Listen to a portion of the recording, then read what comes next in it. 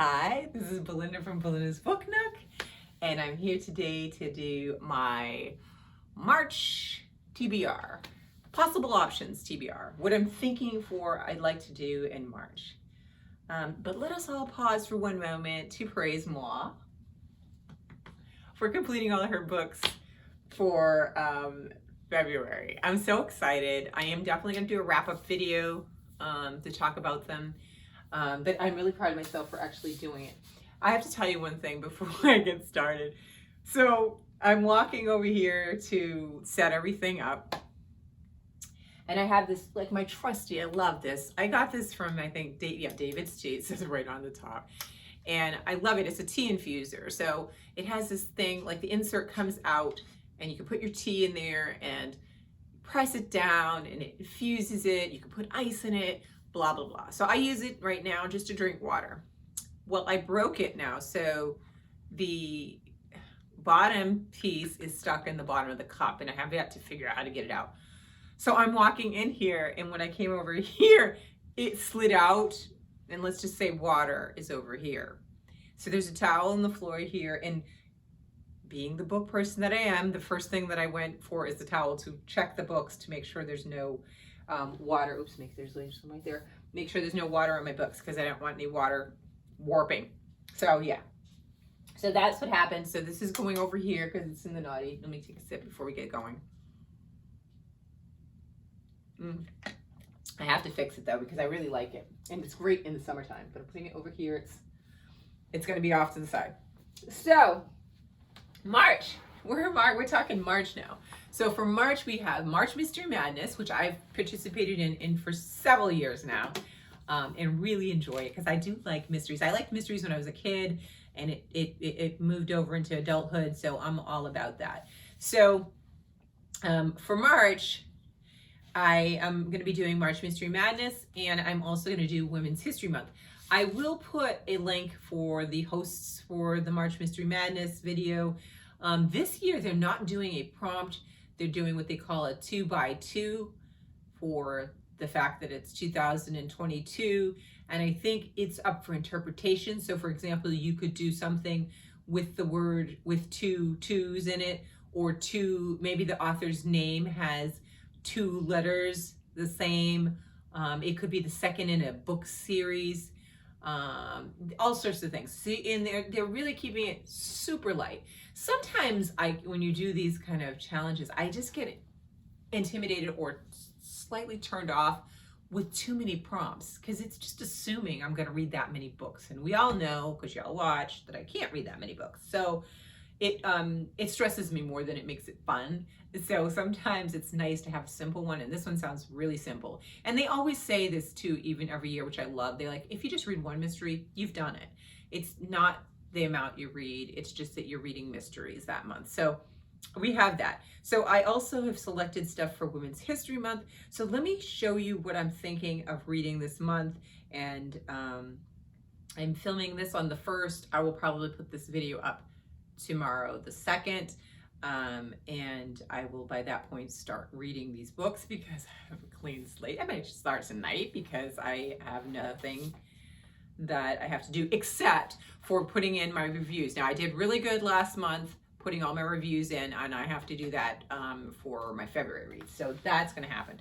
So the books that I have here, let's start with the Women's History. Yeah, Women's History Month. So I have and also this is wonderful thing is that I'm going to be taking books off of my TBR cart, which is over out of the frame here, but it's over here. So I'm excited because, it's all good to come up with the TBR cart and then not read those books and keep walking past. The whole point is them being out. So this month, if I should read everything that I have here, I will be taking 3 books off of TBR cart. So that's really cool. So the first one I talked to you guys about because I got the signed edition and I got it for 50% off. Gabrielle Union's second book called You Got Anything Stronger. I really, really liked her first one. I loved how she talked about motherhood, about being a Black woman, being a Black actress, all of the pressures of, just being a celebrity. I really loved that one. This one I heard she goes in deep again, and I'm looking forward to reading it. It's, you know, I love the idea that it's like she's talking to you.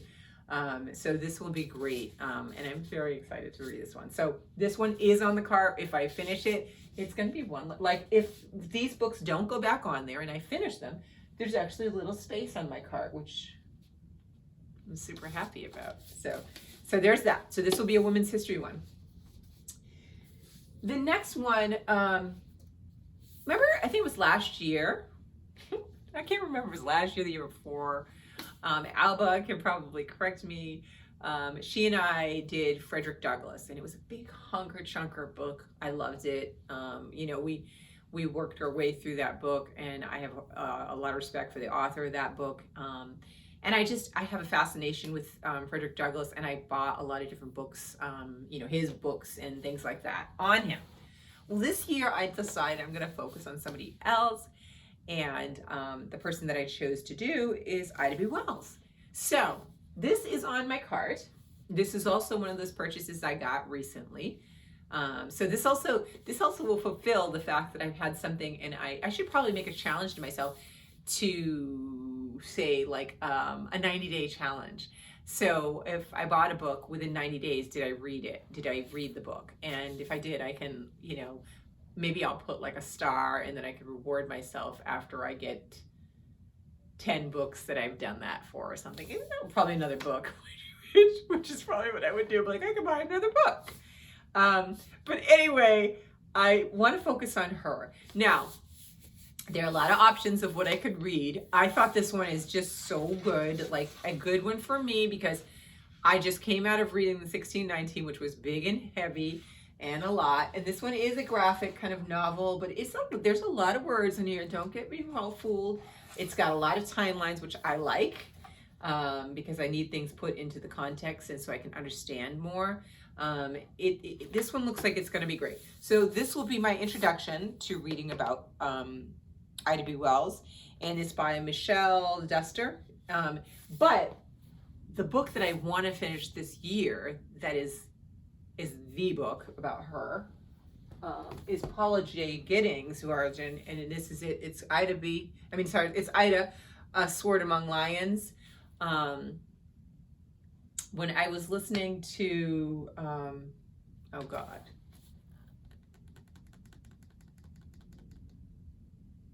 I think it was Nicole Hannah Jones talk in one of her virtual talks. I think she had talked about this book and how, you know, she was just inspired by Ida B. Wells. And I was like, well, if she's inspired, I know that I'm going to be inspired. So I want to get a book about her. And so when I got this, I saw the cover. I didn't look at the description of how thick the book is. Let me just show you again. Like that's like a pillow, okay? That's a big book. I just got through reading a chunkster, and it took me like a month and a half. So what I think I'm going to do with this one, and wait, the worst part about this one is the writing is so, look at how tiny that is. It is so tiny that if I actually completed this book, I would be cross-eyed. That's what I feel like. Okay, so, and it's not only tiny, so if you put this in normal size, it would be even larger. And wait a minute, let me get you the page count on this puppy. Okay, it is, where is the numbers? They lost numbers because it's, wait, this doesn't even have numbers right here. What? Oh, okay, here we go, sorry, they're weird. The page numbers are on the inside. It's almost like this was, I don't like how this is printed. The page numbers are on the inside of the pages, so it's really hard to see them. So we're over 600 pages here. 657 pages and tiny writing, which means it's basically like 1,200 because it's really tiny. This is so tiny. So what I think I will do with this, I will pair it with a audio, and I'll let it read it to me. And then, because I want to mark in here, you know, things that I like to remember or whatever, or reference later. It's not exactly the most friendly. I really think that what I should have done with this, and I may still do, is get the ebook version of this. As much as I like the books, right? But can you see me? Like, look, wait, let's just look. This is all I'm going to be doing. Oh my God, it's so tiny. And then I'm going to get sleepy. So this is going to be a book that's going to take time, months. I'll put that out there, months. This is a book that I think that I can definitely finish in a month. So this is where I made that choice. But I definitely think I will probably get the audiobook and pair it with the digital maybe.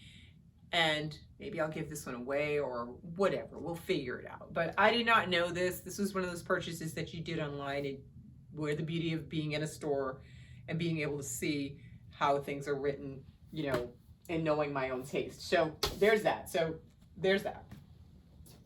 All right, so the other, I'm looking, make sure there's no water on these things here. It's going to drive me nutty. Okay, so the next one for Women's History is Unbound by Tarana Burke. I bought this also in the sale as well, and she has this incredible cover, which I decided to paint my nails to kind of get colors that kind of coordinate with her cover because I love it. So this one is Unbound. It's the story of my liberation and the birth of the Me Too movement. She was the founder and started that movement, and what I have heard is that some people have said that, just like I said, this first one, like it's like your girlfriend and she's talking to you over a drink, that this one is very personal like that, personable, and it's an enjoy and easy to read because she's talking to you. I mean, there are definitely challenging and heartbreaking parts in the book I heard, but it's really a book that's approachable to read, and so that's really great. So I will read this month, and I can learn about that. So that will be my women's history. So those are the women's history books that I'm going to do, and these three are the potentials that we're going to try to knock out, right? For March Mystery Madness, I'm only picking 2 at this moment. I have one other one in mind, an audiobook, but I don't know if I listen. This is already a lot. So for me, that's why I always say option. This one I've had, we'll see if I get to it. This one I have, I bought last year when it came, was it last year when this came out or the year before? This is a mystery called Wild Women in the Blues by Denny S. Bryce. And this one is set in both the 1925 and 2015. It goes back and forth in those times. It says, let me just read a little bit because I really can't remember exactly. It says 1925, Chicago is the jazz capital of the world, and the Dreamland Cafe is the ritziest black and tan club in town. Honoré Dalcourt is sharecropper's daughter, willing to work hard and dance every night on her way to the top. Dreamland offers a path to the good life, socializing with celebrities like Louis Armstrong and filmmaker Oscar Michaud, if they say his name. But Chicago is also awash in bootleg, whiskey, gambling, and gangsters. And a young woman driven by ambition might risk more than she can stand to lose. Now, in 2015, film student Sawyer Hayes arrives at the bedside of a 110-year-old honoree, still reeling from devastating loss that has taken him right to the brink. Sawyer has rested on his hopes on this frail but formidable woman, the only living link to the legendary Oscar Michaud, I guess. If he's right, if she can fill in the blanks in his research, perhaps he can complete his thesis and begin a new chapter in his life. But the links Honoré makes are not ones he's expecting. Boom, boom, boom. So yeah, I heard good things about this one. So I'm going to try to finally get to this one. And this is also one on my shelf. So that's good. And the last one is a brand new purchase. I don't know if I showed you guys when I bought it, but I just got it as soon as it was released, had it come to me. Really mad because it has the Good Morning America Book Club stupid sticker, not even a sticker, but it's made right into the cover. How cruel. Why let them design something so nice and then put this butt ugly sticker on the front? But we know where I go with that. This one's called The Violin Conspiracy by Brendan Slocum. It's all over all the, the things, people talking about it in terms of a new release. I think it's a gentleman who, I'll read the description because I'm always bad at describing books until I read them. But it says it's a riveting page turner about a black classical musician's desperate quest to recover his lost violin on the eve of the most prestigious musical competition in the world. So this is a mystery. It's not like your typical mystery where there is a murder. There's actually a violin gone missing, but we will learn a lot about I believe, the music industry, classical music in particular, and I think it will be really, really interesting. And the author here, look, it's a black man that wrote the book here, Brendan Slocum. You know what I was reading the other day, like on Instagram, and this is a side note, somebody was saying something about reading women and reading black women, and you know, like how, you know, it's good to do that. But you know, I naturally gravitate towards women writers, period. I think if I actually went through most of my books, or much of my books are written by females. I think that wasn't the case necessarily when I was younger and started reading, because I was reading different things. But now, I don't know. I'm not consciously gravitating to a book because it's a female author. I'm gravitating to the topics, and usually it happens to be a female. So I'm now kind of being aware of when it is a male, that I'm reading. So this is a male author that's written this, and it just came out. And I'm really curious to see if it lives up to all the hype that everybody says. So this would be my 2 mysteries that I'm looking to read. And these would be my three women's history books that I'd like to do. Now, if we look at this, for some, this is like, whoop, nothing. But that's a lot for me to do. And so we'll see. We'll see if I can conquer it. You know, if I could get an audio of something, that will help too. So maybe I can snag up an audio to listen. I know Unbound, they said, was really good in audio. Gabrielle Unions are always good in audio. It's just a matter if I can get them from the library. So I might be able to get those 2 in audio, and then that would leave me reading 3 and listening to 2. So we'll see. What are you reading for Women's History Month? Are you reading something? And are there any recommendations that you have for me that I can put there on my to be read list? I am doing a good job right now in my book, because like I said, I write things on little pieces of paper and I don't keep them. And I have a little page back here, a couple pages, where when I hear somebody like a booktuber, or even one of you all that's watching, when you make a recommendation, I put them in the list, and I usually say who recommended it, so I will know, because that's the thing, later on I forget. So I've already started keeping track of different books that I like to read, so, and who's told me. So yeah, so the other thing is my series for the Curse of Book 2 is coming to a close. The last one will probably happen next week. I've recorded the last one. We finished the bookshelves for this iteration, and I think I will revisit the bookshelves again in a couple months to see if I can do more. But I do have a closet. One would call it a closet, but I call it a madness, that I have a lot of stuff in, and it has 2 big bins with books in it. Yeah, I said it. Yeah, there's more. So I may do a different type of series, you know, based on those books, or I may not. Maybe I'll just be donating and just be done with it, because I really like how my bookshelves turned out. I don't really want to go backwards, so I am going to be a lot pickier, and books that I read that I don't want to keep, I might offer them on this channel if you guys are interested, or I will just donate them, because I don't want to keep things that just hanging around taking up space. So anyway, that's what I'm reading. Let me know if you're doing March Mystery Madness, what books you're reading, because I'm always looking also for some more mysteries. I had some other ones that I was thinking of doing for March Mystery Madness. I had another one, the next one by Sujata Masay. I could have done that one, and it's over here as well. I don't know if I think that's a sneak though. I don't think that was on the shelf when I committed. I think I added that one to the books, to the TBR shelf. But that's one that I could have read. I had another mystery that, the one that what was the one I just read that I really liked? Is that January? Oh my God, I'm thinking on camera. Broken Places. This one I love by Tracy Clark. If I had enough time this month, I would sneak in book 2. I just started this one, which is the Broken Places one by Tracy Clark, and it's the Cass Rains series. And I read book 1, loved it, 5-starred it. I loved it. It just gave me the good vibes, and so I could do book 2 if I could get a hold of a copy from the library, audio-wise, because the audio is phenomenal.